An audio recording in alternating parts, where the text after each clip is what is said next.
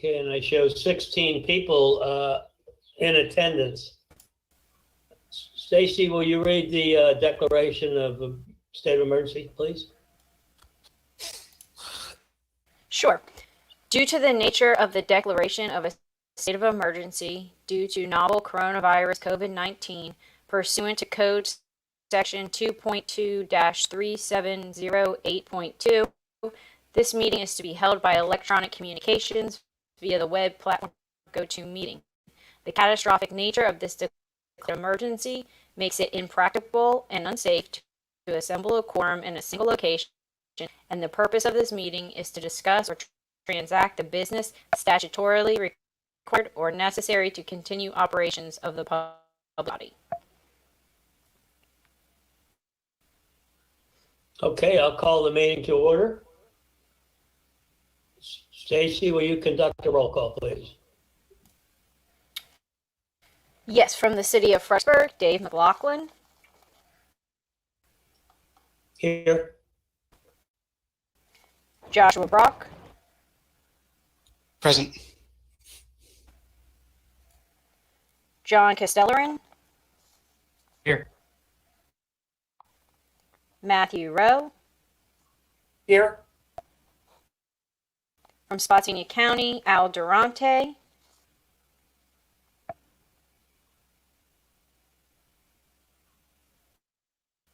Neil Holleran.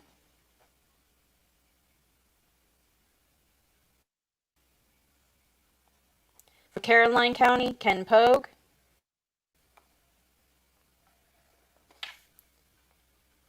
Michael Hoyt.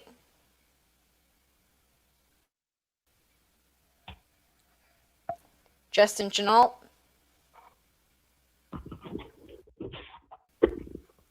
From Stafford County, Mel Allen.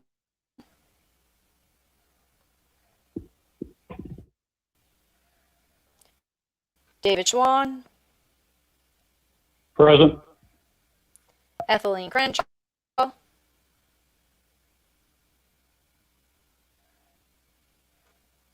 Glenn Goldsmith. And Glenn had mentioned he was getting on late. Wade Sudriff. Here. Tara Durant. Present. From King George County, Robert Gates. Here. At-large members, Larry Gross. Right here. Rupert Farley. Here. And Dustin Savage. Here. Here. And do we have anyone from Spotsylvania? Do we have Al or Neil joined us yet?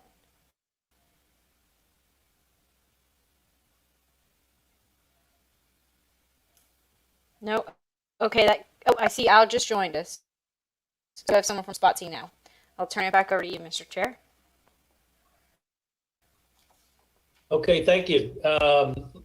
It's need a motion to approve the agenda that's presented to you online, unless anyone has any changes they need to make to the agenda.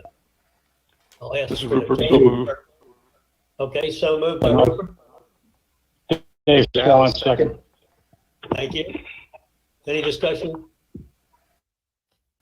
All in favor, say aye. Aye. Aye. Aye. Anybody opposed? Okay, thank you. Moving to the meeting minutes, I had two things I wanted to bring up. They were just to clarify. If we go down to item 8C, 8 Charlie, the last little sentence on there. There it says, Mr. Gross asked about how streetlight can differentiate modes. Mr. Lehane responded there are certain parameters. I think we ought to say what modes are. The discussion was, I think, how we could tell if it was a bus with a bunch of people on it, or people in individual cars, or that sort of thing. And I think it'd be helpful for the minutes if we just said different modes of transportation or something along that lines. Is that? Does that make Okay. sense, Larry? What you were asking about back then? Yeah, that was what I was asking. Yeah, okay. I think that'd just be helpful. So, and then the second thing is down number 12, and Rupert, if you'll pay attention here, because you asked, member reports, you indicated he was unhappy with the format of the agenda and would prefer links for each agenda item. And I think there was a response to that from Stacy, as I remember, that said, this was a one-off. Normally we have it, and we will continue to have those links. And is that your understanding, Rupert?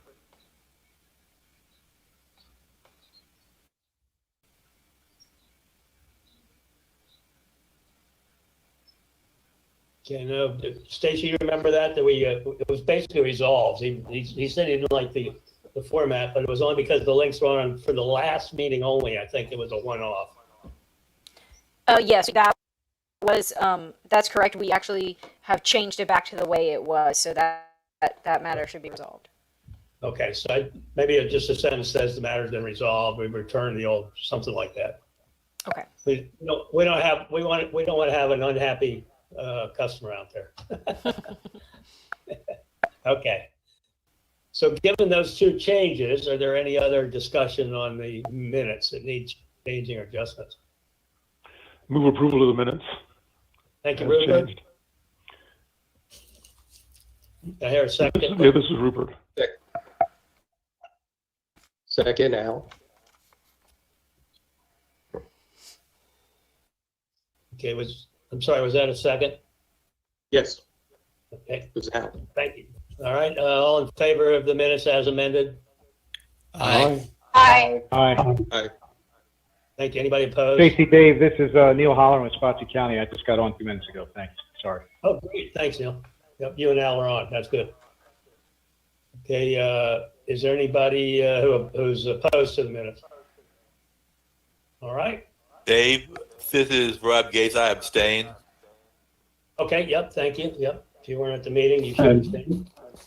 And Dave Swan abstains. Thank you. Dustin Savage abstains. Excellent. Okay, old business. I don't have any old business. Is there any old business from the floor?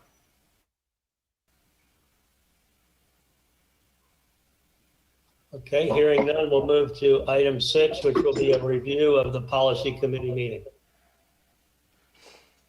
Okay, so I have 4 items to bring your attention to from this policy committee meeting.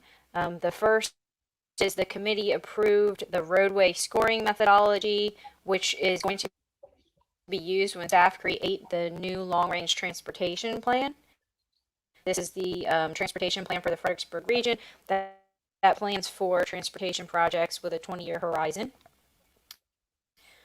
Next, the committee approved a transfer of transportation alternatives funding. Transportation alternatives is a term used to refer to walking and pedestrian modes, anything that's not, cars, trains, buses, things like that. So they approved a transfer of transportation alternative funding for the Flatford Road sidewalk project in northern Stafford County. The third item, the committee declined to take action on Spotsylvania County's request to send a letter to Congresswoman Spamberger expressing FAMPO support of a list of Spotsylvania's transportation projects, which they would like to have considered for potential federal funding. And the fourth item to highlight is the policy committee will actually be meeting Thursday. That's going to be Thursday, May 20th at 6 p.m. rather than the regularly scheduled meeting. This will allow them to approve several documents that's out for public comment without having to schedule a second meeting in May.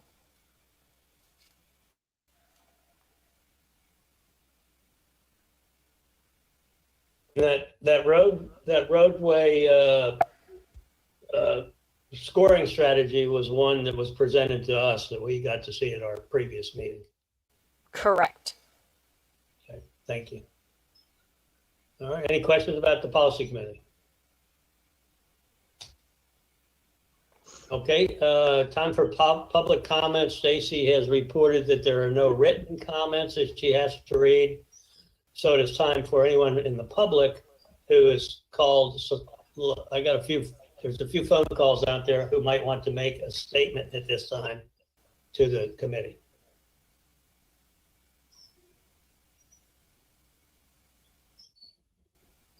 Is there anyone from the public listening in who would like to make a statement at this time to the committee? This is Ethelene Crenshaw. You can mark me present. Thank you, Ethelene.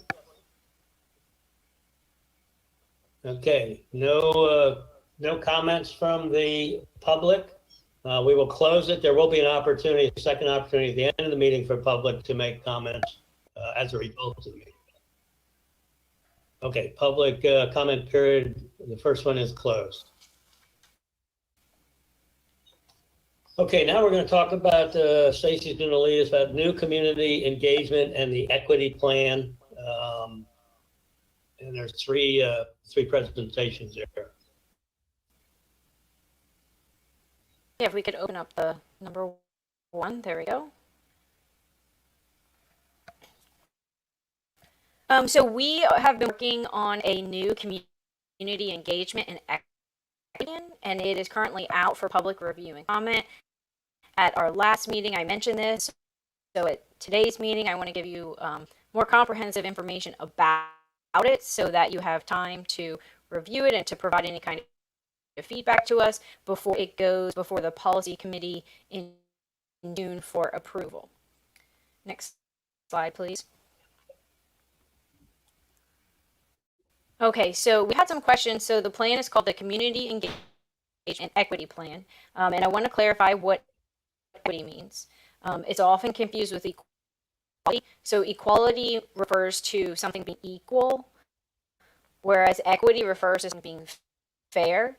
And the little graphics that you can see on your screen show you the difference. On the one that's equality, all of those people are getting the same kind of step stool to lower the fence, but they're still participants who have issues looking over that fence. But on the other side, the right side, with equity, the participants are getting the exact number of step stools that they need to see over the fence. The difference when we talk about equity. Next slide, please.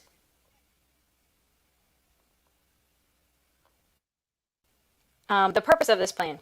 So this plan helps us satisfy federal requirements to have what's called a Title VI plan. And Title VI deals with entities that receive federal funding not discriminating against people. It also fulfills the requirement for to have a public participation plan. And this plan helps us strengthen the transportation decision-making process, because as you are aware of, when decision makers hear from the public and the public's able to provide feedback in a meaningful way, decision makers can make better decisions. Also, it's basically a plan for staff to follow. That's the primary purpose of it. And so it's help us follow a plan to ensure that all members of the community are afforded an opportunity to meaningfully participate. And it's also a guide that committees can follow so that they know what FAMPO should be doing. Finally, it does provide a small section that gives some resources for the public. So if they're interested in reviewing the plan and learning about Title VI and how FAMPO conducts public participation, they can learn it in this plan as well. Next slide.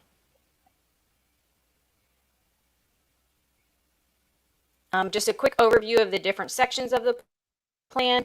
It starts off with an overview of the federal non-discrimination laws that FAMPO must follow. And then we convey the actions that FAMPO takes to comply with those federal requirements. Then there's another section that conveys the goals and strategies that staff use to bring the public into the decision-making process. And there's also a method for staff to develop and document and then analyze how our community outreach efforts are going. And as I said, there's also a section for the public which explains why public participation is important and the different ways that they can influence transportation decisions. Next slide. We've also developed community engagement and equity vision statement. For the sake of time, I won't read that, but you can find that in the plan. We've not had a vision statement before. We've also developed 3 different community engagement goals. We've developed those after we had those focus group sessions, if you recall learning about that in the last CTAC meeting. So those folks really helped us develop some engagement goals. Next section. And again, these are just highlighting the points of the focus group feedback that we received. They really helped us refine our outreach strategies, particularly with regards of reaching traditionally underserved and folks that are hard to reach in the community.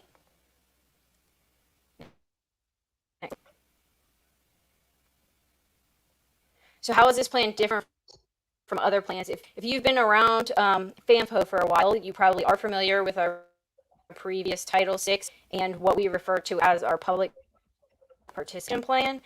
So I'll just point out a few ways how this is different. The biggest difference is this is one master plan for those 2 separate plans. The other difference is we've updated and detailed our outreach strategies. And you can read about those in the plan. We've also created a process that will help us document and plan our outreach efforts. So we'll start with what's our plan, how are we going to do this, make sure everyone's included in the decision-making process. We've also added a process for evaluating the effectiveness of our outreach strategies, so a way to reflect back and think what worked, who didn't we reach, who did we reach, things like that. We also updated information for the public, that small section.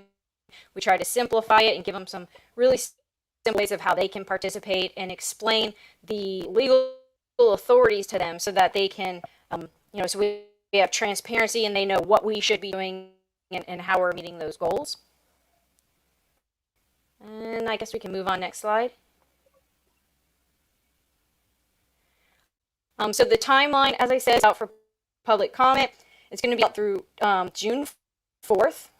And we'll have plenty of time to review this because we're not going to ask for feedback on the plan until your June meeting. It's going to be on June 16th. There will be a public hearing on May 20th. That's the upcoming Thursday of this month.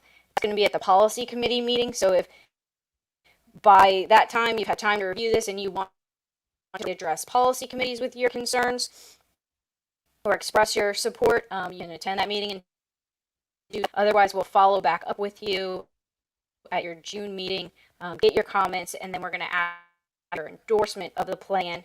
And that's just basically something that we pass on to the policy committee who will actually approve the plan. So through your endorsement, you can convey support or you can convey your concerns. And the public formally vote to adopt it until June 21st. So you have quite a while to review this. Next slide.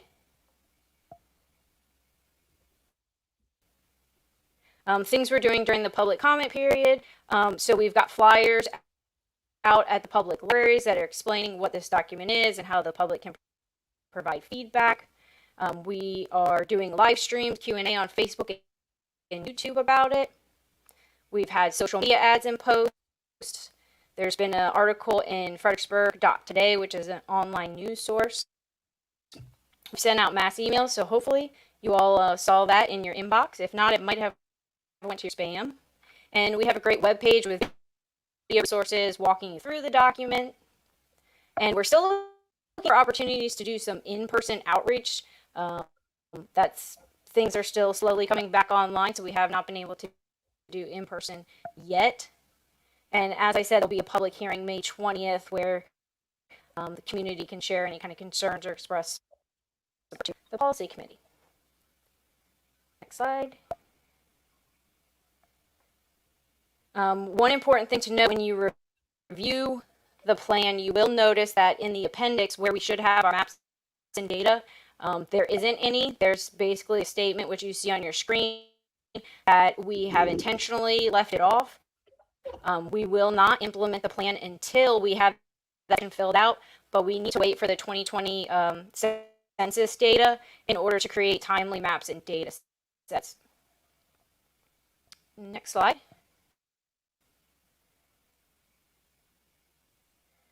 Just some things that you can comment on. So you should have this in your packet to refer back, but you can help add to our stakeholder and community partner list within our appendix. You might have some community groups that you think we should reach out to in the future. We'd love to have those documented in the plan. You also could review the guide for the public. It's a very small section. Provide feedback on, is it helpful as a member of the public? Is it easy to understand? Are we missing something? You can also comment on what you think of our outreach strategy. So we've really tried to detail those. Those are contained in a few pages, and you got the page number there, and you can let us know if anything needs to be added, or give us a thumbs up if certain strategies are better than others.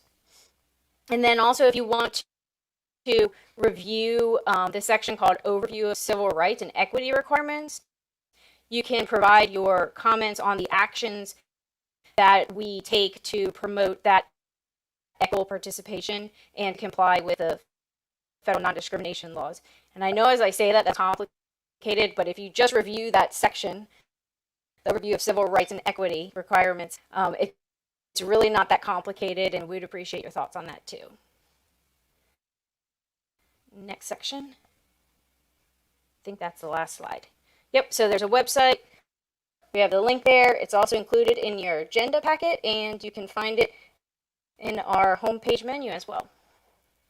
I try to go through that quickly so we don't have a super long meeting, but are there any questions?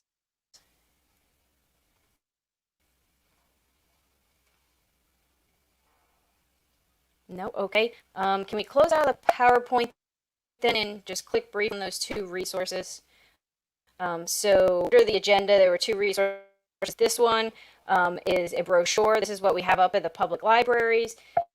If you're interested in sharing it with anyone, you can share it directly from the web link, or if you have a place in the community where you'd like to drop some off, let me know, and I'm happy to print some out and get those to you. And move on to the other link. Okay, the other link is to the actual plan. So you've got that in your packet as well. And I will turn it back over to you, Mr. Chair.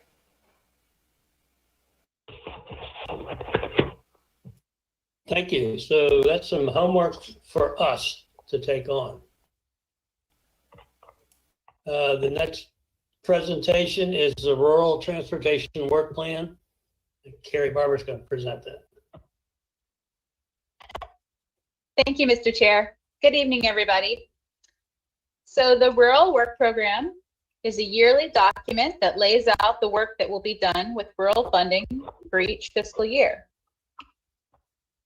To develop this year's Rural Work Program, we met with planners, staff, and elected officials from Caroline and King George County to find out what their transportation priorities would be for FY22.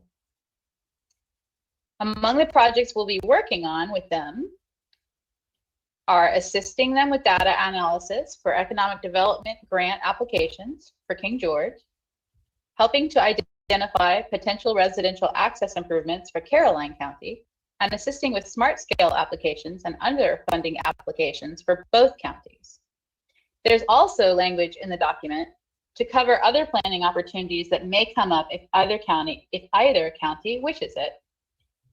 Along with these specific projects, we will also be providing general planning analysis support and assisting with long-range transportation planning and helping with VDOT coordination. I'm happy to take any questions.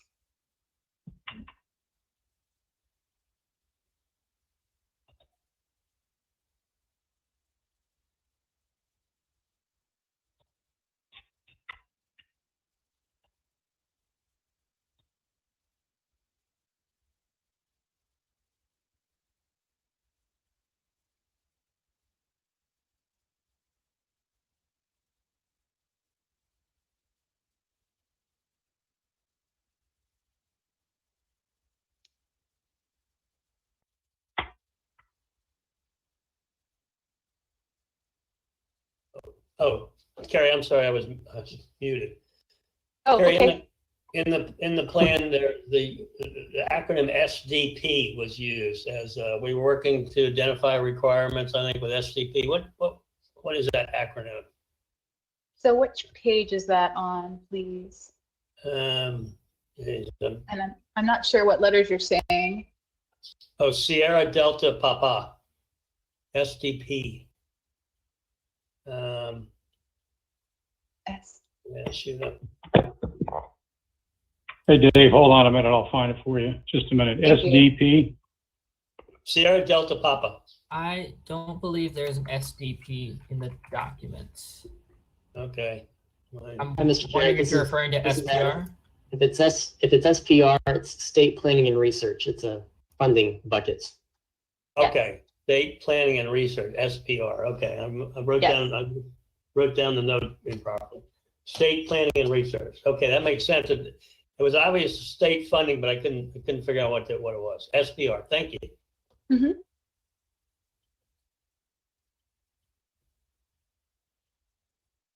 All right. Any questions from anyone else? Just a question from me. Carrie, do you need any particular inputs from anyone in this group regarding that process? I don't have something in mind. I'm just wondering if you had any requests. So this document has already been approved by the GWRC board. So I don't need any comments from anyone. This is basically just for your information so that everybody is familiar with the process. Great, thanks.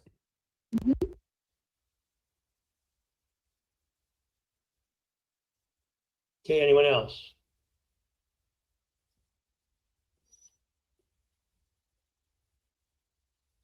Okay, Matt is going to update us on the King George Transportation Planning, which is relevant to the previous discussion. Yes, it is. All right, thank you. So I'm just going to give a brief update to the King George Transit feasibility study. So as some of you may know, this study was in the current fiscal year's rural work plan, and as Carrie just presented, next fiscal year's rural work plan, this study is also in there for continuation and completion of the study. So I'm just going to give a brief update of that and where the study is at. So the purpose of the study was to provide an overview of the previous King George Transit study. So there was a previous study completed in 2017/2018 that discussed the possibility of bringing Fred Transit service to the county. So we're really looking to provide an overview of that and then update items from that study and other items that we see could be of use. And then to look into the cancellation of service back in 2012. So some of you may or may not know, King George County used to actually have two Fred routes in the county, K1 and K2. K2 ceased service in 2011 and K2 ceased service in 2012. So King George has been without Fred Transit since 2012. And then we'll be looking into really just a general feasibility of service into the future years.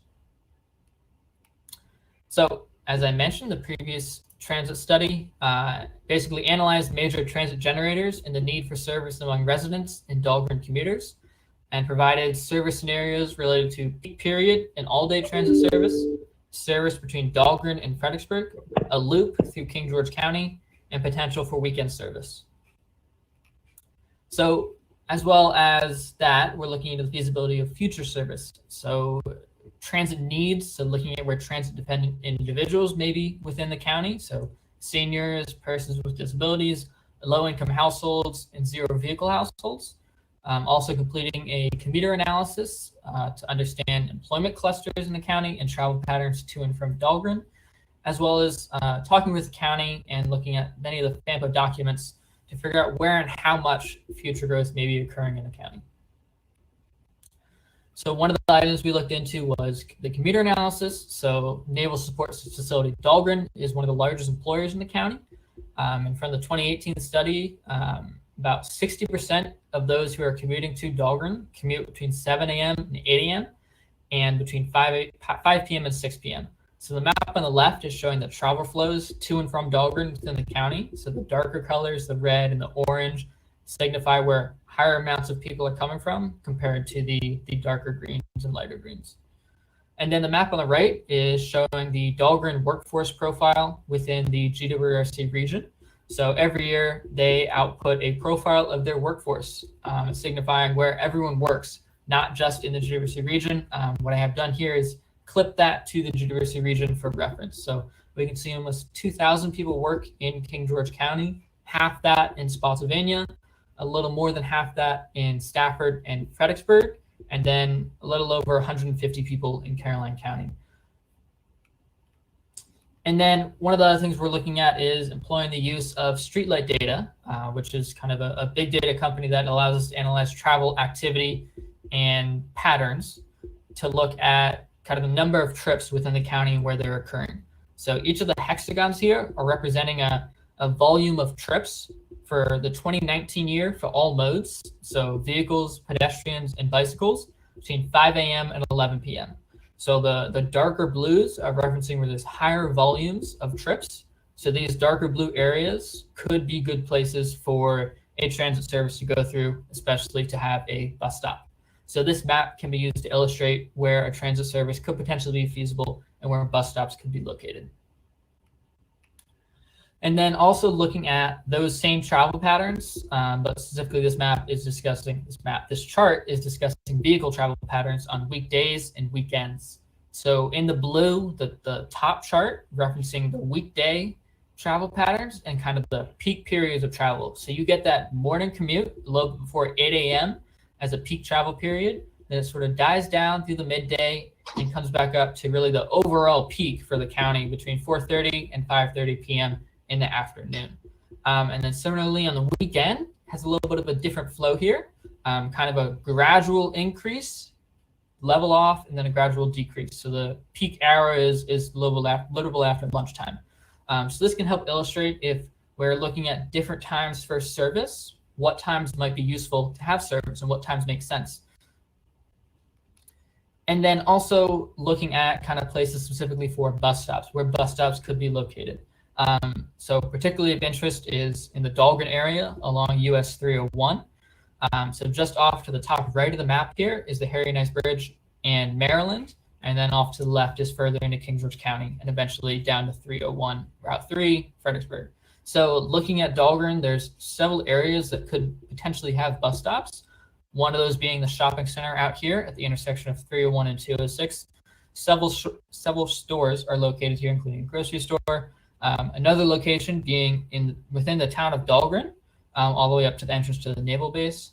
The Walmart and shopping center along US 301. The UMW Dahlgren campus, University of Mary Washington Dahlgren campus, as well as several defense contractors and hotels within Dahlgren. So really, those are just some of the key points there. And then future population employment growth was also looked at.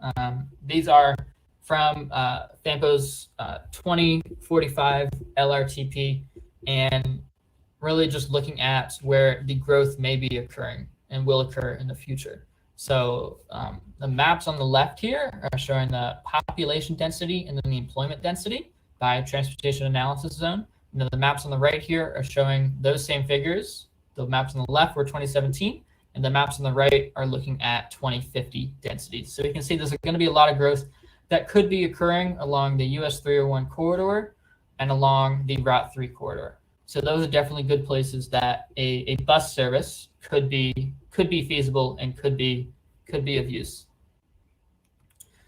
So really next steps are to work with King George, work with the county, and to work with Fred Transit to finalize the study scenarios. So specifically where routes are going and where they're going to and coming from, and then finalizing the draft document and getting that out for review, and then presenting to the King George County Board and the GWRC Board before finalizing and approving the study. And I'm happy to answer any questions anyone may have. Thank you.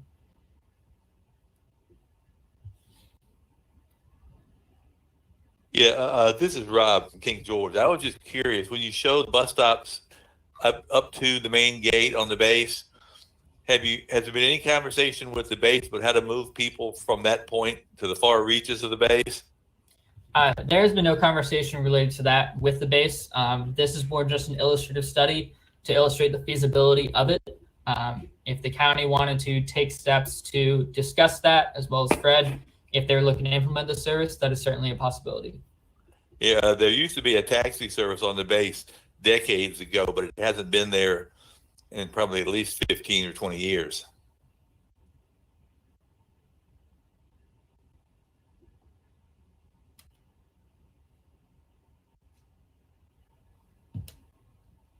If no one else has any other questions, that'll be it. Thank you, Mr. Chair.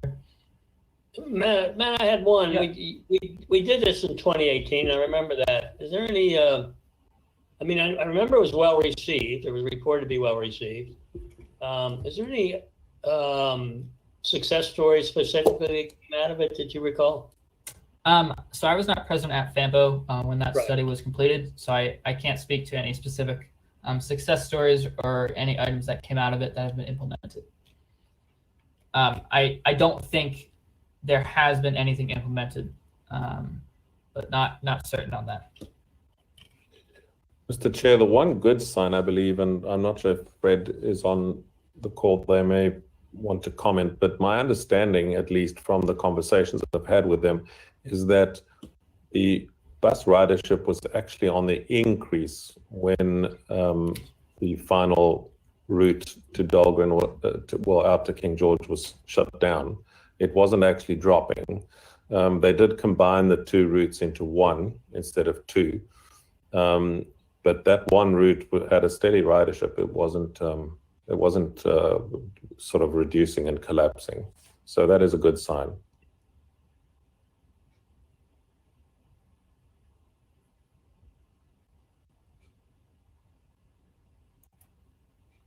I can't remember if the 301 corridor study came directly out of this or was just coincidental, but that certainly had a lot of very good information there. Okay. I think that was a VDOT study, Dave, as I recall. The corridor study.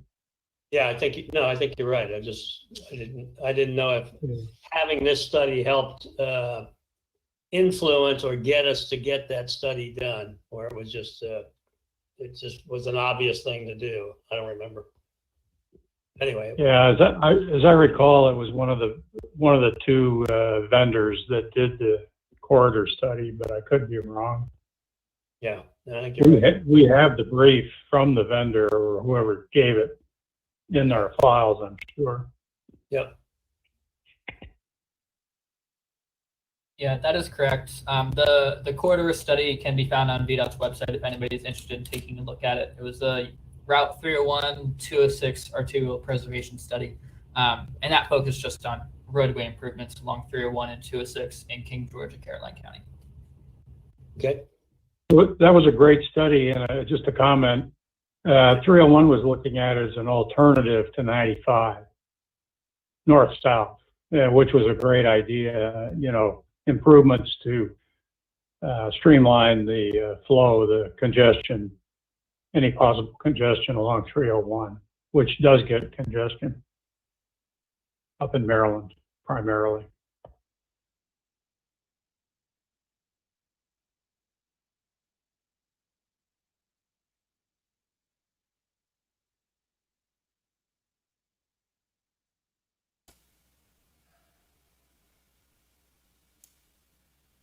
Hello, anybody still there?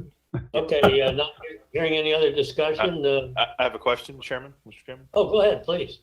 So the study, just from this one particular document here, and it's, talking about loop service and like the data points are nice, seeing the, the hex node activity where you can track a path.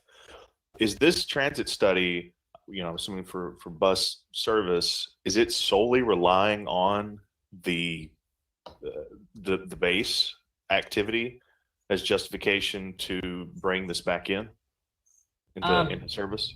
I would not say it is solely relying on that justification. I would note that within King George County, of locations and areas that have the highest amount of people activity, Dahlgren is the place with the highest amount of people activity. So I wouldn't say it's solely relying on necessarily the naval base, but more so just Dahlgren and the area around it is definitely of importance. But there's also other areas in King George and people in King George who don't work at the naval base who are in need of transit service. So that is one of the reasons we looked at not just commuters, for instance, but also looked at transit-dependent riders and other locations in King George. For instance, one of the routes could potentially go to Mary Washington Hospital. And that, of course, would be serving the residents of King George County and providing them with a public transit access to a major hospital. So hopefully that answers your question. Thank you. I'm sorry, Matt. I actually just thought of a question, and you may have already mentioned it. I may have missed it. But if this bus service goes through, would this be time limited, or would it be 24-hour service, or?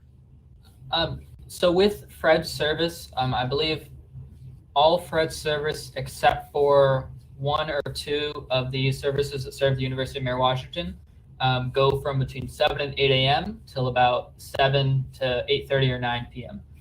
So that would be a general time frame for when the service would run. It runs similar to the current Fred schedule for other routes. But correct me if I'm wrong, but there are shifts outside of those. Yes. So, when we're looking at total numbers, if we're not providing service for all of those shifts, then those numbers aren't accurate. I'm not saying that as a negative. I'm saying that, once again, we're looking at an example where, public bus service needs to provide what people need. We've seen this, we've talked about this in a number of instances with Fred and the limitations. Yeah, and I think, as you mentioned, no disagreement there, but there are definitely limitations for the current services at kind of what we are currently operating under. So we're going to follow kind of where that currently is at, and in the future, if there were to expand service, there would always be the opportunity to expand service for King George as well. Mr. Chair, just to comment on that as well, Fred, I'm sure some of you are aware, but Fred is proposing to expand their, let's say, their time of service from an hour or an hour and a half earlier in the morning for their current routes. So they are trying to expand that service, the time duration during the day, so that they can serve more people, particularly people going to work. So some of their routes have started only at 8 a.m. They're now moving them to 7 a.m., in one or two cases to 6:30 a.m. to help people get to work. So that's going to add additional riders who couldn't use the service before, provided, of course, that the jurisdictions that provide a portion of the funding vote to support it. So it's always, I think, difficult for transit providers because they've both got to find the funding and, secondly, provide a great service. And those two things, as you correctly point out, don't always tie up. And then you've got to try and influence people to support greater service. Fred does obviously get federal funding, but a portion of their funding has to come from local sources as well. And Fred Transit's website can provide you all with more information on some of the things they're looking to expand in the future, as well as Ian's administrative presentation from a few policy committee meetings ago has some information on that as well.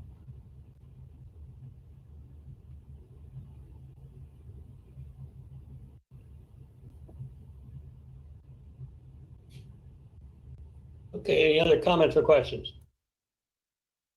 All right, Ian has an update for us on Lafayette Court study, multimodal study phase 2. Thanks again, Mr. Chair. I don't have any slides on this because it's a very brief update. The Lafayette Boulevard phase 2 study is the roadway portion of the study. Phase 1 was the transit portion, which looked at Fred bus routes on Lafayette Boulevard. Phase 2 is the roadway upgrade portion. which is currently underway. It fell into a little bit of disarray during the first period of COVID when FAMPO had lost recently a number of the leaders of the staff, and also COVID hit and everybody was scrambling to just maintain what was existing. We've since effectively resuscitated the study. VDOT is still managing it, and the consultant is working on it again.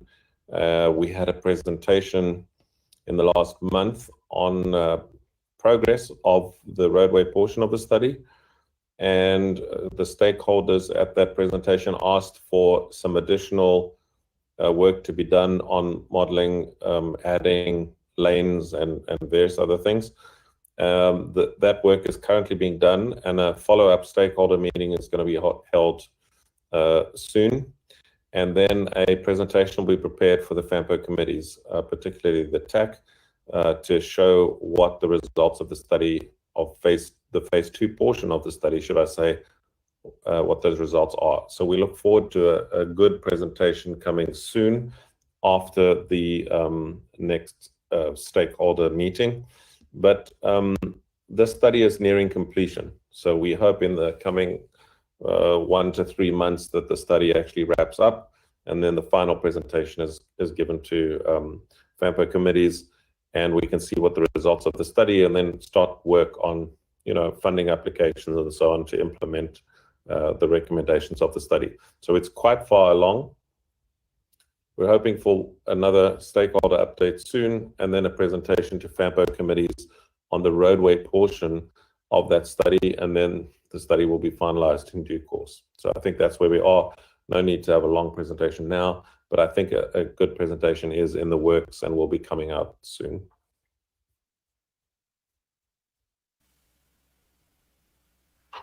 Good, thank you. Any questions about that study that's or the update?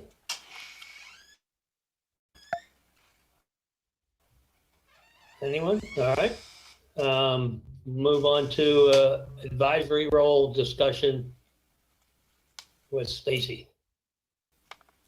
Sure. So this is a topic that we talked about at the CTAC meeting, and just wanted to give you all an opportunity to pick up the discussion and see if there was any kind of agreement on a certain topic that CTAC might like to dive more in depth to.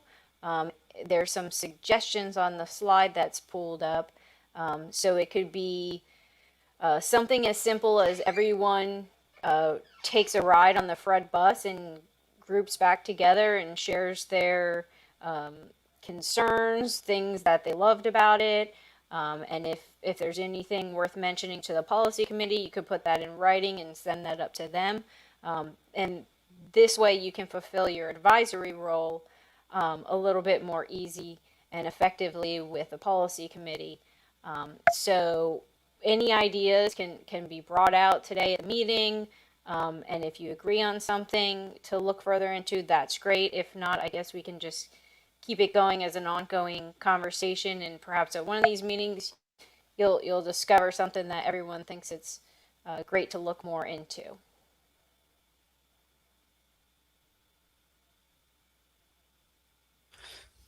This is Josh Brock. I just wanted to comment. Looking through these, I think these are good ideas. They're interesting ideas. They speak to the proactive nature of the CTAC, or at least as part of what we do, in terms of getting into the transportation system and reporting our findings on it. I mostly just wanted to make a comment from my perspective as to sort of the organizational role of the CTAC, which down at the bottom here, we've got the seek the guidance option. And in terms of asking the PSC what they need from us, I think that's great. I think the PSC should also be very aware that anytime they have any questions for us, they can come to us on any consulting kind of basis, because that is sort of our primary purpose here, is to be the easily accessible voice of the population, right? So you don't have to do a survey to ask the population everything. You can ask us at least as kind of an initial jaunt. The other comment I wanted to make is this top under research options, the explore links between land use and transportation planning. I believe Mr. Allis talked about that a few months ago. I think that's maybe the most important thing that FAMPO and the General Transportation Project should be engaged in, is making sure those efforts are in lockstep with one another. And so if we're looking into things that we can do as the CTAC, I think the more we can get into that, the better. Everything else, we can provide some insight into it, but also there are other instruments that could be used and maybe get more detailed information. But as far as the planning process is concerned, I think that the land use and transportation is sort of our most important role here. And if we could be involved in that, I think the more the better.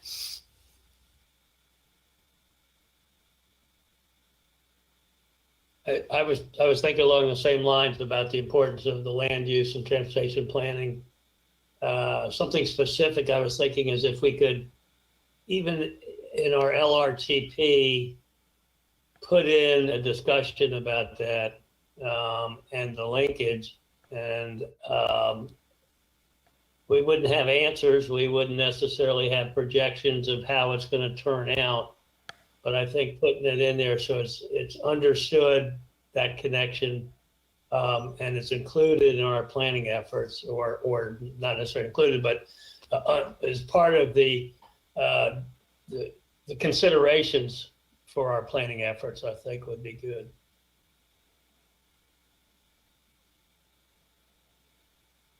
Who else has? I know Al's talked about this before. Rupert's talked about this before. I'm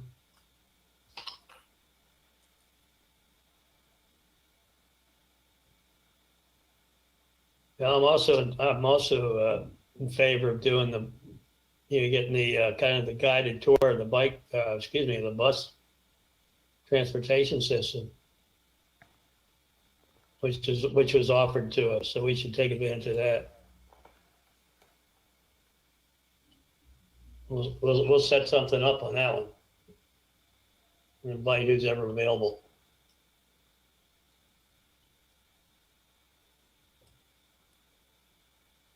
Any other thoughts? I think Al's, there you go, Al, you're muted. I think all three of these, and there are probably more, but all three of these options are important. Again, the land use and transportation,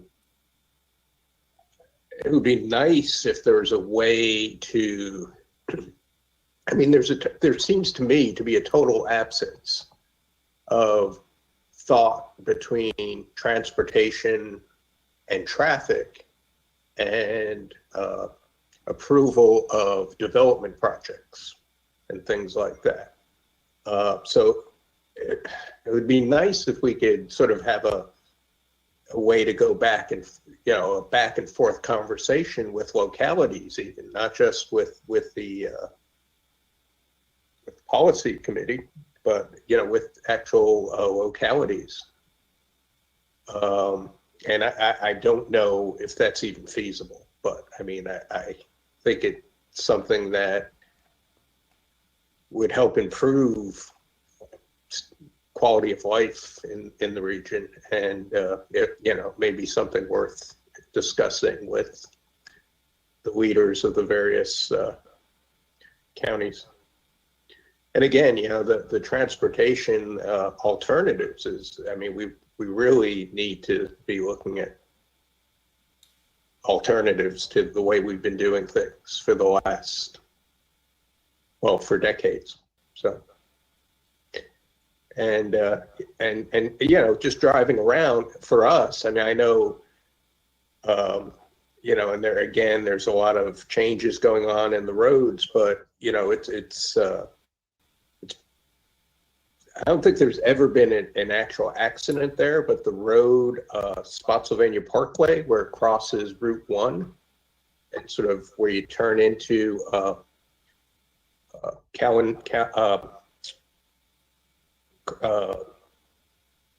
little shopping strip there. The corner, anyway. I mean, there are people who, yeah, it's like 3, 6. It's like 12 lanes of traffic that merge there. And there are constantly people U-turning. You know, so there are people right turning and U-turning. And eventually, I think there's, you know, that's, as traffic continues to increase in that area, which it has steadily, that's going to be a real problem. And there's really no reason for people to U-turn because they can go up Spotsylvania Avenue. And, you know, if they're going into that shopping center, you know, just go up rather than make a U-turn and go into one of the other entrances. So I think, you know, and again, that's more of a county issue, but that's things like that probably need to be looked at. Mr. Chair, it's Ian Ollis. I happen to agree with Al, and I think that perhaps what the CTAC could do is to make it a discussion item next meeting or something about how exactly, what exactly is the appropriate way for us to engage with the localities about where they're building new housing, for example, and where they're allowing new businesses to be placed. And are those locations for housing and work opportunities connected to the main transportation system? Or are they far from the main transportation routes? Because if you build them far away from the main transportation routes, then you got to start building new roads and new pipelines and all sorts of infrastructure, which is expensive. But if you can cluster them around existing main thoroughfares, main transportation routes, it cuts down on the amount of funding you need to find to upgrade the roads because they're already closely located. And there's the question about density. You know, we've seen that some counties have down-zoned areas that are rural, which is fine. I mean, that might be the right thing to do. But that also means you need to upzone areas that are close to your shops and main roads and highways and so on. I mean, those discussions are crucially important for the future. And if you plan it well, you can actually have much less congestion in the future based on how you plan where you put housing, where you put factories and stores and that kind of thing. So, I mean, I'd encourage you to carry on and have that discussion and think of ways of engaging the localities. Do we invite them to our meeting, or do we go to their meeting, or do we write letters? I mean, there are all sorts of methods. I don't presume to suggest how the CTAC should do that. It's up to the CTAC to decide how they think are the best ways to engage with that kind of input. But it's certainly a thing that should be done. I encourage the CTAC to carry on with that process and think of a way to do that engagement.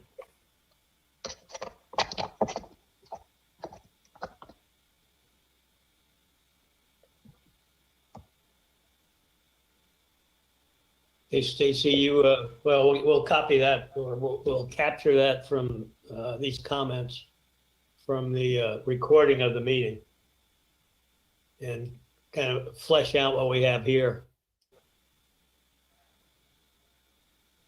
Hey, Mr. Chair, Dave Swan, just a short comment. Go ahead. Yeah, I think when we're talking land use here and public or transportation, whether it's public or private, we might have to look at zoning because that has a lot to do with the land use.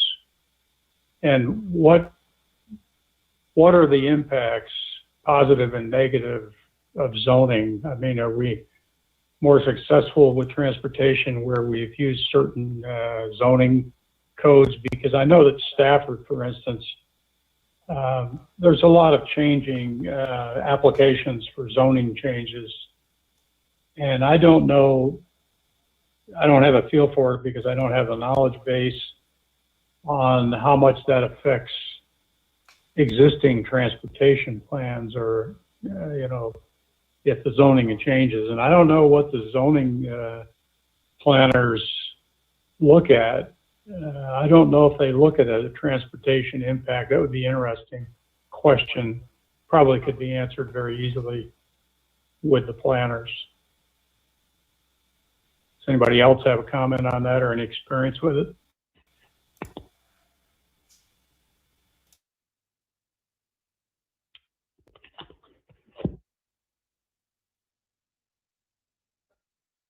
I don't, David.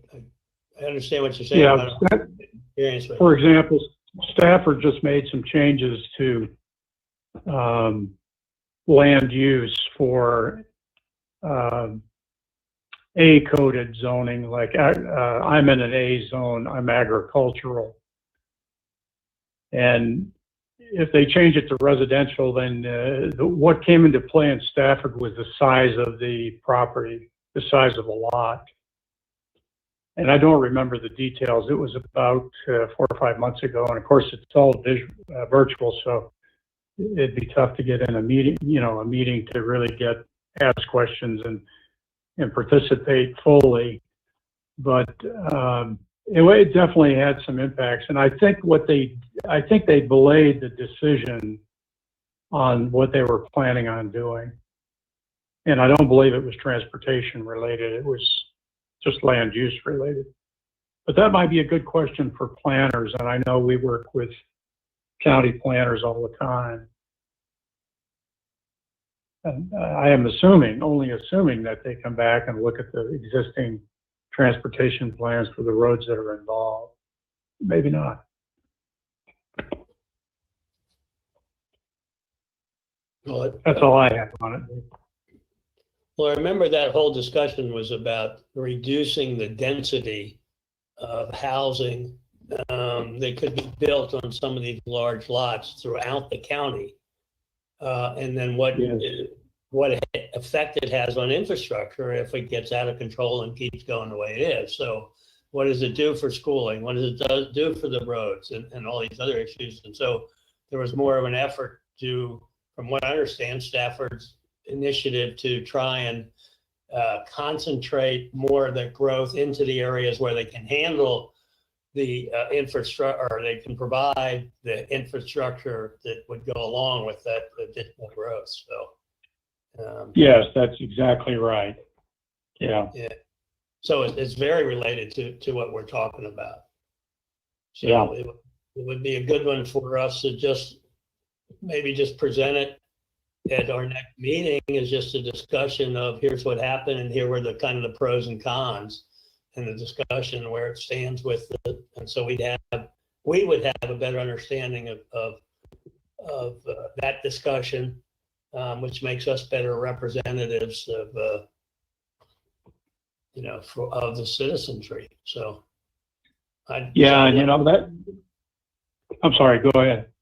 I was just gonna say, so I'd like to put that, we'll look at the agenda for the next meeting, see if we can just put that on as a summary discussion of the pros and cons, why people were for it and why people were against it. To be a short little research would give us that. So I think it'd be enlightening for us. Yeah. But that's a good case in point. I think Stafford presented a good case there because the board was split on it, and there's always pressure in Stafford from developers. I've gone to some of the meetings within the last year and a half where the developers have just dominated, and they've even gotten into some meetings that they really shouldn't have been in with the public, with just the public who had issues with land use. And they basically sat at the table and remained quiet. And I know a couple of the developers, and I was surprised. Well, I was surprised they were there for starters, but I was very leery of what, when they did speak, what they had to say. So, and there was a lot of interest on the parts of the board members that were there trying to eavesdrop on what was going on. We had about probably a dozen tables, and the developers were randomly, at the tables. It was at one of the middle schools.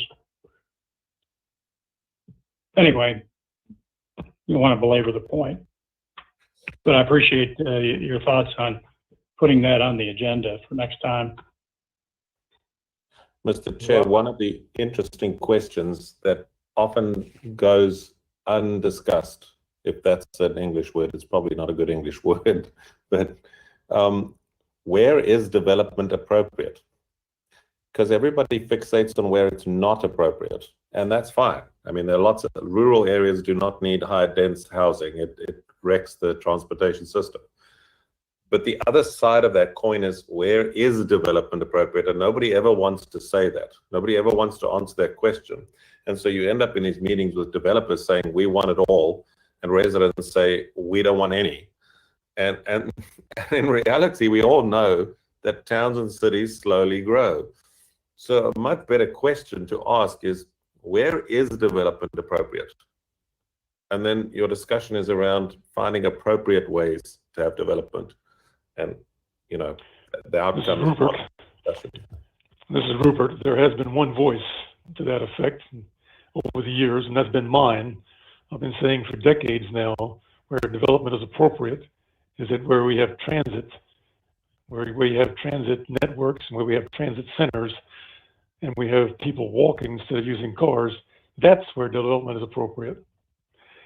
In my experience with FAMPO, ever since I've attended the first meeting down at the Bowman Center, it's pretty obvious there's no planning going on. It's only reacting. It would be nice to change that. And I made a proposal at last meeting, but I don't want to take up too much of your time repeating that at this meeting. Thanks. And just to follow up, I agree with Rupert on that, but the reality is that development is moving so rapidly, at least it was before COVID. It's slowed down now, but it has moved in such a rapid pace that the average citizen can't keep up with what's going on. There are quite a number of meetings. Some of the issues, Stafford uses some terms, high growth areas, and I don't remember now the exact terms they use. Up around the Garrisonville area is one of those areas. And I've lived here for 33 years now, and I've seen it change, and I've been stuck in commuting and had a business here and couldn't get anywhere between 6 and 9 in the morning because of congestion. But I don't think any congestion pricing or anything like that is going to solve what's happening in our region. It certainly would, given enough time, and that's the reason we've had all this rapid development you're talking about, is because we're subsidizing it with free roads everywhere you want to go. If we put down, if we made every development pay its own way, including transit, we wouldn't be having this discussion now. We wouldn't be having this congestion. We would have communities that are dense and walkable and automobile independent. But we didn't go down that route. So yeah, we've had rapid sprawl, and we've got nobody to blame except ourselves for subsidizing it with all these free roads. Yeah, and when you say that, Rupert, I also would like to add that proffers play heavily in this. And, when you have a developer who's building a development with 300 or 400 single-family residences, and you require that developer to pave a lane off the main travel route that's a secondary road leading to I-95, you tell them you got to pave at least 1/8 of a mile of a turn lane on the front edge of your development. That's nothing. That's nothing. What he's supposed to do is make a pay for a connection to the nearest transit hub and stick that on the price of the houses. And see how many mansions How many mansions he's going to get that way? The result of that will be, instead of McMansions, you're going to start having row houses and apartment buildings and communities that are dense and walkable. That's the whole point. And we're subsidizing the opposite. Yeah, agreed. That process is broken, and I don't know if we're going to be able to fix it in our lifetimes.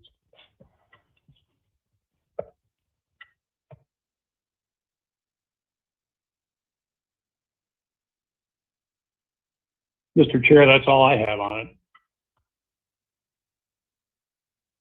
Okay, thank you. Anyone else? All right, well, we've got a couple of additions to what we're going to do. We're going to add that discussion item, and we'll organize an optional who wants to get the professional tour of the bus system, which was offered to us before. So, all right, so that's good. Thank you. Now we've got some documents out for public comment. We've got Stacy, Adam Hager, and Jordan Chandler are going to speak. Oh, typo. Yeah, I'll just jump in here and then I'll turn it over to Adam. We have some new people on track, so I just want to, before turning it over, just talk about what a public period is and its purpose. So FAMPO is required for certain documents to release them for either 30 days of public comment or 45 days of public comment. And the purpose of that is, one, transparency. So the public has the chance to look through our work before we get anything approved or take any action. And two, also to bring people into the planning process because they might have some ideas or catch something that we're missing. So it's always great to have a second look, even if they are not transportation planning professionals. So we welcome that kind of feedback, and that is the point of public comments. And Adam and Jordan will take it away next. We've got 3 different documents that the public can comment on. Go ahead, Adam. Yeah, thanks, Stacy, and thank you, Mr. Chair. Stacy, I'll forgive you for the typo on the agenda. I'll just quickly describe the Unified Planning Work Program, or the UPWP, for FY22. So for those of you that have been around for some time know that this is our annual work program. This is a federal requirement that we update this every year. And basically what this spells out is all of our planned activities and how we're going to pay for it next year. So I'll ask Matthew to scroll to the table of contents, which give a couple sort of high-level bullet points. Here we go. So again, it just talks about the region, talks about a little bit of FAMPO's history, things that we accomplished in this current fiscal year, which ends on June 30th. Some of the topics that we want to dive into next year, some of the broad sort of overarching activities that we do within transportation planning. Section 3 gets into some of the major studies that are ongoing in the region and studies that are proposed. Section 4 is where we get into the details as far as the program activities is what we call them, and then the different tasks that are sort of under that larger umbrella. And then lastly, Section 5 gets into the finances. So it's, gets into how the studies are funded, how our staff is funded, some of our projects that we're doing. So that's, again, a high-level overview. Some of the major updates that we've made from FY21 to 22 include really just a couple studies that are getting started here within the next couple months. So Matthew, can you go to page 20 there for studies? Yeah, thanks. And then scroll down to the East-West mobility study. So for those of you that have been around for at least a couple months now, you've heard Ian talk about the East-West mobility study. So we do have that now included in our UPWP. We have funding. The DRPT, the Department of Rail and Public Transportation, has identified in the draft 6-year improvement program to give us a grant for about $59,000 that we're going to match with some of our formula funding. So the 5303 funding that we get from the state every year to do planning work to kick off phase 1 of that effort, which is going to focus on the transit component. And then at some point within the next fiscal year, we're not exactly sure when at this point, but we need to identify some more funding, is to do phase 2, which is a little bit broader and gets into some of the roadway activities as well. So that's one of the major highlights for this coming year as far as some of the studies that are upcoming in our region that you'll be hearing about. And I'm happy to take any questions before moving on to the 2045 LRTP. Mr. Chair, this is Stacy. I forgot to mention one thing when we started. Can I have a second? Absolutely. Sure. So we have all of these documents that are out for public comment as action items on today's agenda. I'm not sure if the committee, one, has had time to review these prior to the meeting, or two, if they feel like this is something that they want to endorse or feel knowledgeable enough to endorse. So you don't have to endorse these documents. And by endorse, I mean you would just give a verbal vote saying, yes, we don't see a problem with these. And we pass that on to the policy committee before they ultimately vote to adopt these changes. So it's up to you whether you want to take action and endorse, or if you just prefer this to be for your information purposes only, that's fine as well. It's up to the chairman and committee. When is the public comment period end for these three? May 20th. Okay. And that's when they go to the policy committee? Yes, there'll be a hearing at the policy committee on all three of these that day. And then they'll vote.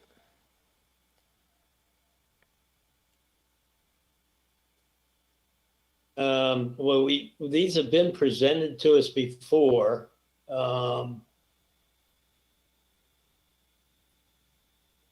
They become quite technical, and I don't know what's the feeling of the committee. Do you want to endorse these, or just say, okay, they're out there for public comment and the PC is going to make these changes? I mean, the UPWP, what goes into that is very technical. I don't really feel like I'm qualified even to comment on the UPWP because the details of it is the sources of funding and the amounts of fundings and that sort of thing. The percentage of work that is divided up between the different pieces of FAMPO. Does anybody else have thoughts on that? Comments, feelings? This is Neil Holler in Spotsy County. Yes, Stacy, which documents are we talking about? Is it the special considerations one, the UPWP Dave mentioned, and another one, or what's the list consist of? Sure. So it's all three under item F. So it's the Unified Planning Work Program that Adam just talked about. That's the staff work program for the upcoming fiscal year. And then it's amendments to our long-range transportation plan to add projects, and then an amendment to, you can think of it as the short-term transportation program, which we're adding an additional project to. And Adam and Jordan will give you some more information on them. I just wanted to jump in because Dave and I had talked about, whether CTAC actually, would feel comfortable endorsing these, and just to make it clear that you don't absolutely have to endorse them if you don't feel that it's something for the committee to do. The second and third are a little bit different in that they're basically fact of life amendments made to the existing plans. And so endorsing them is a little easier to do than the UPWP, in my opinion, as far as endorsing. I would argue, this is Neil from Spotsy again. I would argue that you could probably endorse all three and just, take it for granted that who drafted the UPWP's got the technical expertise and they know what they're doing. That said, I think Stacy sent these out like a month ago, maybe around the last meeting or right after the last meeting, which I forgot to attend. I think and therefore I haven't had time to review them myself. I had been planning on it, so I imagine if we wanted to individually do that, we could do that by the 20th and get back to Stacy and the committee and Ian, et cetera, if we wanted to individually. And then as a committee, we could, make a motion to endorse all three after Adam and everybody goes to kind of overview the amendments or whatever these things are, or not, and go from there. Over. Mr. Chair, Dave Swan. Go ahead. Yeah, I think we need to just take a quick look here. Just, from my experience on CTAC, the UPWP went through a pretty extensive, in my memory here in the last few months, revisions and discussion. I think with GWRC and probably members of the policy committee. I don't remember the specifics. But the other two are amendments, and we've already seen those plans, and they're fairly, I mean, what if we say, well, we don't approve of those plans? I don't think we are in a position to do that. If we've got a question, we can go to the tech committee and find out. But the UPWP, I don't think we should approve anything there until the public comment period has ended. I don't know if there's any others here on the CTAC that agree with me, but I believe that's the way we've done it in the past. We haven't gone ahead and approved a contingent plan like that. Okay, well, I'm kind of thinking that we do that we have a motion not to take any action on the UPWP as far as endorsement or not endorsing it. I have no problem moving on to the next item on the agenda. Sorry, say again, Farley? Rupert? Yeah, I was saying I'm fine with moving on to the next item on the agenda with no action. Okay. Is anybody opposed to that course of action? It's not really a motion, but. Okay. Mr. Chair, this is Stacey. Do you want Adam to finish just summarizing those documents? Well, both of them have been presented to us before. Okay. They are just amendments, kind of procedural and matter of fact amendments to the already existing plans. This isn't the new 2050 LRTP, and it's not the new TIP. They're just amendments. So I think we could endorse those two as written because of the nature of them. Yeah, and I make a motion that we do exactly what Dave just stated as the chairman. Okay, so the motion is to approve item number under F, it's not approve, excuse me, endorse item number 2 and item number 3, that is the 2045 long-range transportation plan and the FY 21-24 transportation improvement plan amendment, those two amendments, and just those two amendments. So here a second of the motion. This is Larry, I second it. Okay, any discussion? Okay, all in favor? Aye. Aye. Aye. Any opposed? Justin Savage abstains. Okay. Yeah, I think the other thing is, I mean, so the motion approved. I mean, those are well done between the FAMPO staff and the TAC, getting the details of those, and so I feel very comfortable endorsing their efforts. So, okay, thank you for that. Okay, we're going to go move on to item G. So the idea is here that hopefully with the election coming up next month, it'd be great to know kind of who is the most likely front runners to be, and possibly the only person to be the Spotsylvania nominee or the Stafford nominee. Spotsylvania is in line to be the chair of the committee, and Stafford is in line to become someone from Stafford is in line to be the vice chair. And if for some reason there aren't many members of Spotsylvania on the board right now, or the committee right now, so if there was no one from Spotsylvania, we could rotate to Stafford becoming the chair, the representative from Stafford being the chair, and I guess Fredericksburg want to become the vice chair. So we just kind of rotate past Spotsylvania at this time. So, Al, you got anything for us for Spotsy? Any news? No, I don't really see any changes between now and then. As people may or may not know at this point, next meeting will be my last meeting. My wife's retiring as vice president at Germana, and we're going to be moving out of state. And while I've really enjoyed my time here on CTAC, unfortunately, I will not be able to continue.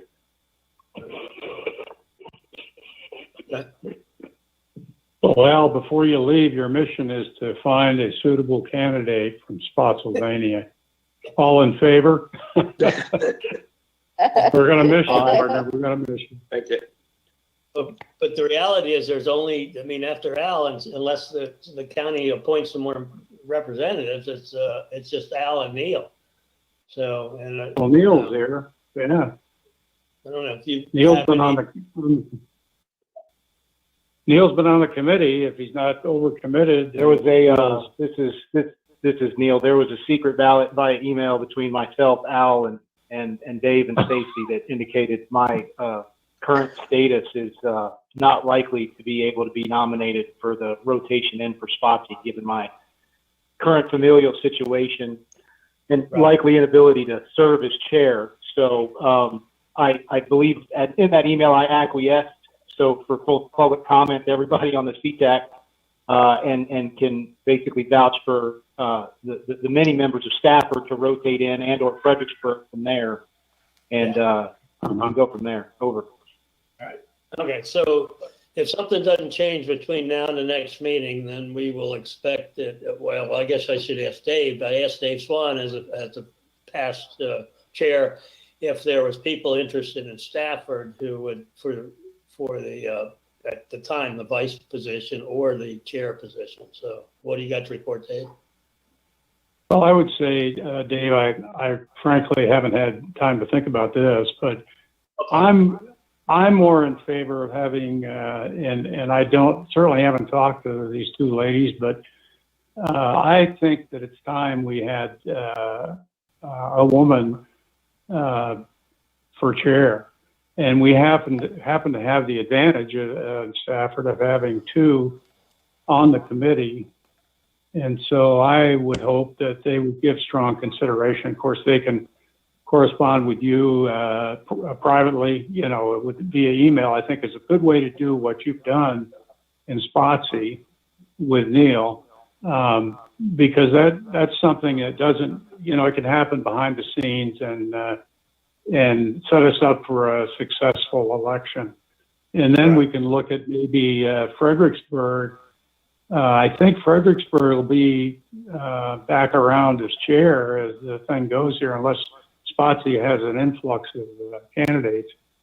But maybe somebody from Fredericksburg is the vice chair. I mean, that's just for rough guidance and planning. And I'm certainly not in a position to give guidance. So take it for what it's worth. But I don't know if I've been a Marine and the former chair of this committee, Dave. I think you're in the perfect position to give guidance just like you just did. And I will, having acquiesced my position for Spotsy, I will go on a recruiting drive immediately after this meeting. Outstanding. I hope I motivated you on the way out. It's bad when you're trying to plan in the future, I'm sure, to keep looking into the present. But I don't know about Wade. I think Wade is on here, or Glenn, right? Am I correct? Is Wade Sudreth on? Or, I don't remember. And Glenn Goldsmith? Either? Yes. Yeah, I'm here. Wade Sudreth speaking. Yeah, Wade. And so, if you could coordinate with Ethelene and Tara, I think that would be a good solution.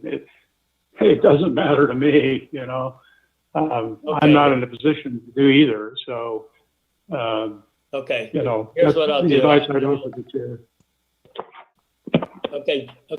Here's what I'll do. I'll reach out to all members of the current members at Stafford and encourage them to participate by becoming what's going to be the chair, unless something changes in Spotsy in the next month before the election.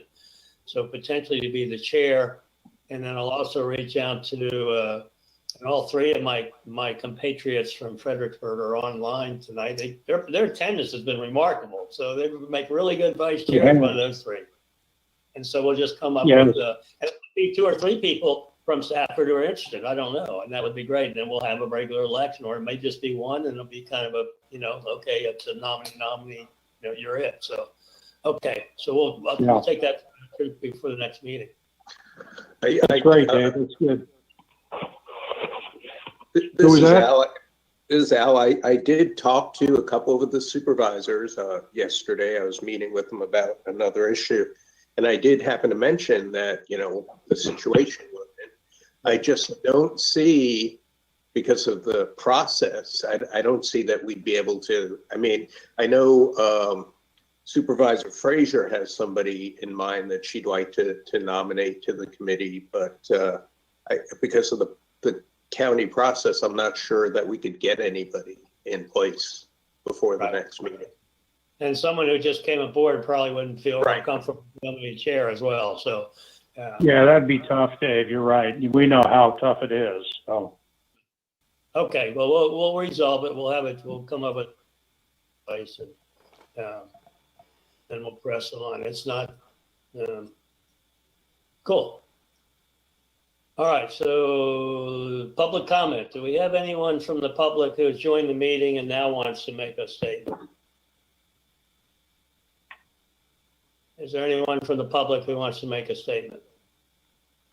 Okay, hearing none, seeing none. And if someone is from the public doesn't want to make a statement, but you want to provide some feedback to the committee, you can use the link that's shown on the screen, or was just shown on the screen there for to provide comment. Okay, moving on. There's the link. All right. Next, Stacy. Next is correspondence. Okay, so there's another public comment period for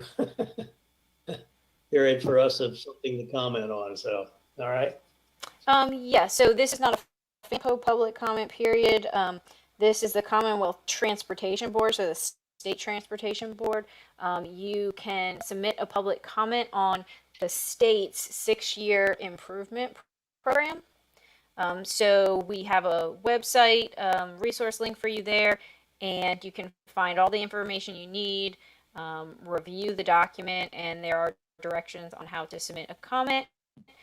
So you're welcome to do that if that's something you're interested in, or you can just share the link with your residents in your localities. Okay. Now, Dave, just a comment on the staff at FAMPO. Really tremendous job on putting these resources the way you have in the agenda, especially this one here. And I mean that sincerely. I think it's great work on your part. Yep. Thank you. Concur. Agree. So what I'm hearing, so now that we've had it, I see, we got three homework assignments at least. So one of them is reviewing the community outreach and equity plan. The other one is a 6-year improvement program, and comments on the action items that we wanted to put on ourselves as the Transportation Advisory Committee and the inputs to that. All right. Next is, and this was the other thing. So this virtual panel discussion, and we can, that's homework as well, because we can listen into that and participate. More being a listener, because we're trying to get input from the community. So Stacey, you want to elaborate on that, please? Sure. Matthew, can you pull back up the agenda and click under staff reports? Yeah, I believe I have it up right now, the webpage.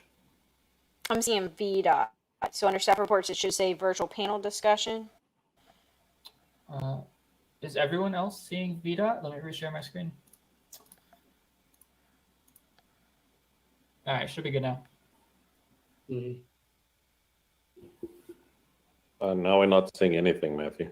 Yeah, I reshared my screen. It should come up in a second. Okay. I'm not taking back my comment on the staff. Is there still nothing on the screen? There is still nothing on the screen. Okay, hold Mr. on. Wallace, they are exceptional.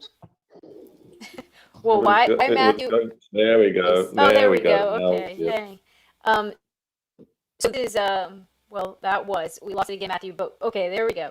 So this is just in an event invitation that's on fredericksburgpatch.com, which is a free online news source for the community.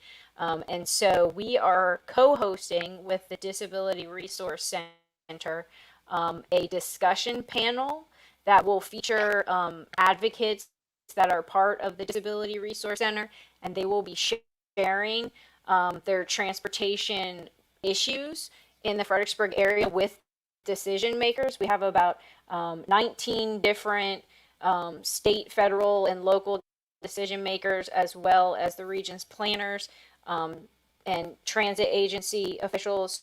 They're going to be joining the virtual panel, and then after the advocates speak and convey their challenges with transportation, the decision makers are going to have a chance to respond. In order to control the discussion, we are limiting who can join the meeting room. However, as what you're seeing on your screen shows, you can watch on Facebook or YouTube in real time. We'll be doing a live stream, so you can see what everyone's talking about. You can leave comments and we'll follow up after. But I think it's really going to be a light bulb moment for everyone to learn a different perspective of how we're doing with our transportation infrastructure in the region, because there's a lot of challenges that most of us don't have to ever consider, and so that falls off our radar. So it's really great to hear from other people and learn their perspective. And then while we're under staff reports, I also want to mention that Stan Huey, a longtime CTAC member, has resigned from CTAC. He is still very active with FAMPO. He's still going to be serving on the Bike and Pedestrian Advisory Committee, but he has resigned effective immediately. So we do thank Stan for his many years of service. I'm not even sure how long he's been around. It was long before me. I will turn it back over to you, Mr. Chair. Yeah, I remember one of my first meetings sitting next to him, and he'd kind of lean over and give you a little background on something to kind of help a new guy get on board, so and get up to speed. So yeah, very helpful guy. A great personality, obviously, as we know. So, all right, thank you for that. And is that all the staff reports? Yes, it is. Okay. So member reports. Any members have anything to report? I have a question. This is Ethelene. Yes, any idea when we're going to have on-site meetings again? Yes, Mr. Chair, would you like me to answer that? I'd like anybody who can answer it to answer. Okay, so yes, please. So far the governor has signaled that he possibly could allow the state of emergency to expire at the end of June. And the reason we're currently able to conduct the CTAC meeting in an all virtual environment is because there's a legal provision that says during a state of emergency, we can conduct business online. So that's why we've been doing that.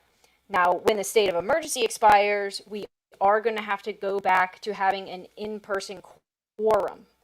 So we need a quorum of members present in a single location in person, but other people who have health concerns are still allowed to participate online. You just have to notify the chair. There's provisions in our bylaws if you have to see exactly the procedure there. So I would anticipate maybe in July we might be going back to in person, but we are definitely keeping an eye on it, and hopefully by the beginning, maybe I'd say, or mid-June, we should know for sure if we're going to be going back in person or not. So I know that's not a definite answer, but that's as much as we know right now. Thank you. Mm-hmm. Any other comments from committee members? Hey, Dave Swan, just a quick comment. In view of everything that's going on in Washington with the current administration and Congress, it appears that we're going to have some type of infrastructure program coming, and it'll be over, I'm told, a 10-year period. Nevertheless, that should free up some resources for transportation and for bridges and rails and all the things that we have in our region. So we need to make sure that the Commonwealth's representative, the CTB rep, keeps us appraised of what's going on with that, because I got a feeling they're going to get heads up on what Virginia may be seeing, may be looking for, and how that's going to be distributed. I hope they're planning how to distribute that. And that's all I'll say.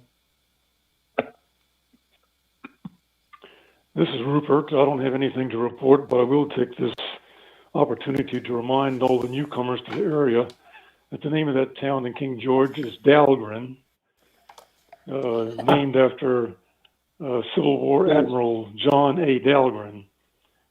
Yes. Thanks. Very good. Not Dahlgren, right? Okay. Any others? All right. Doesn't sound like there are. So brings us to the end of the meeting. Just need a motion to adjourn. So move. I second. All in favor? Aye. Aye. All opposed can meet with themselves or something. All right. Good job, Dave. Meeting adjourned. Have a good night. Thank you all.